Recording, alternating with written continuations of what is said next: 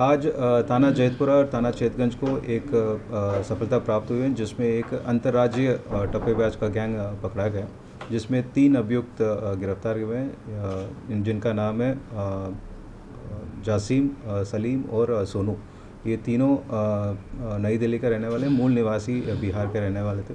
इनका घटना करने का तरीका है कि ये थाना चेतगंज में एक अभियोग पंजीकृत हुआ था, जिसमें ये नकली गड्डी बना के, जिसमें ये आगे पीछे असली नोट रख के बीच में सादा कागज़ रख के लोगों को ठगी करते थे।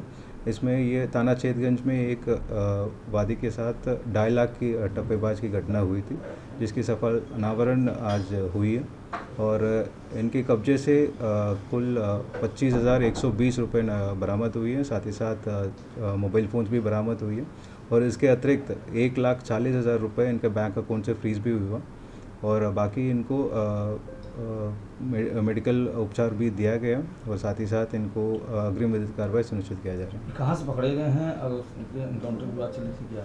ये आज रात देर रात थाना जैतपुरा में ऑपरेशन चक्रव्यूह के तहत चेकिंग किया जा रहा था। इसमें ये हमको एक गोपनीय सूचना मिली थी, जो घटना कारित किए थे पहले। उनका एक सामान पहले जब बनारस में घटना कर रहे थे, उस समय एक सामान छूट गया था, जिस होटल में रह रहे थे, और वापस लेने के लिए आ रहे हैं।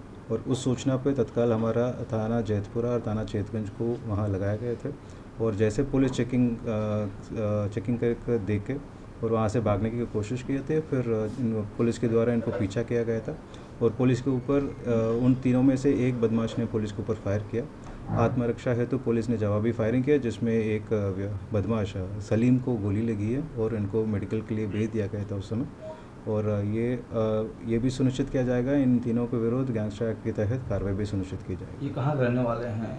जैसे पहले बताया, ये मूल निवासी मुजफ्फरपुर बिहार का रहने वाले थे, लेकिन वर्तमान में ये नई दिल्ली थाना नरेला में रहते थे, और उनका भी क्रिमिनल हिस्ट्री जनपद में नई दिल्ली से भी और बिहार से भी खंगाला जा रहा है। ये करते क्या थे पूर्व में?